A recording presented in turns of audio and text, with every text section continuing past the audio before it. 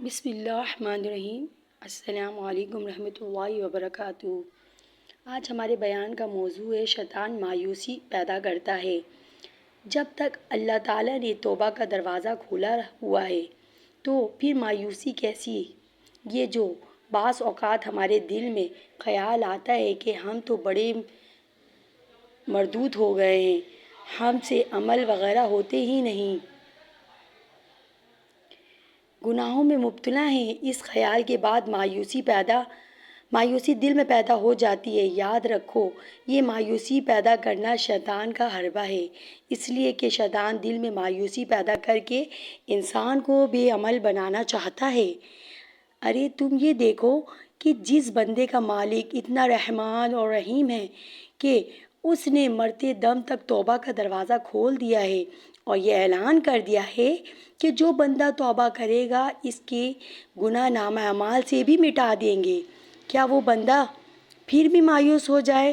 اس کو مایوس ہونے کی کوئی ضرورت نہیں، بس اللہ تعالیٰ کے حضور حاضر ہو کر استغفار کرے اور توبہ کرے، سب گناہ معاف ہو جائیں گے۔ توبہ گناہ کو اڑا دیتی ہے۔ ان گناہوں کی کیا حقیقت ہے؟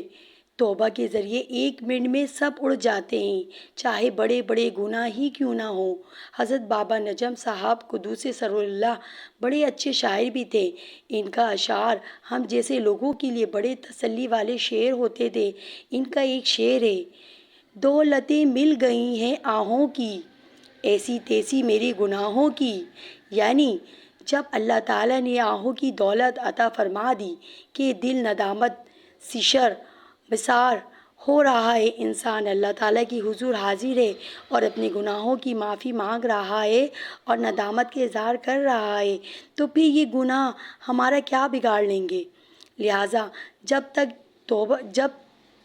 توبہ کا راستہ کھلا ہوا ہے تو اب مایوسی کا یہاں گزر نہیں۔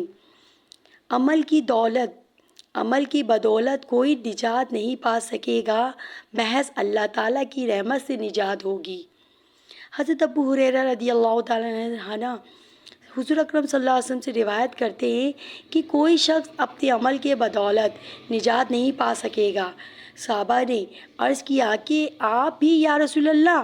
ارشاد فرمایا کہ ہاں میں بھی، مگر یہ کہ اللہ تعالیٰ اپنی رحمت سے مجھے ڈھانپ لیں گے، سو قریب قریب رہو اور دوستی اختیار کرو، صبح و شام رات کی تاریکی میں میانہ روی سے محنت میں لگے رہو، منزل و مقصود تک پہنچ جاؤ گے۔ میرے بھائیوں اور بہنوں، حقیقت کیا ہے؟ اصل میں یہ بندہ خدا مرنے سے پہلے اپنے گناہوں پر شرمندہ اور نادم ہو گیا تھا، اس لیے اللہ تعالیٰ کے عذاب سے ڈر رہا تھا اور اللہ تعالیٰ کے ڈرنے اور اس کو وصیت پر مجبور کر دیا۔ اللہ تعالیٰ نے بھی اپنی شان رحمت کا مظاہرہ فرمایا۔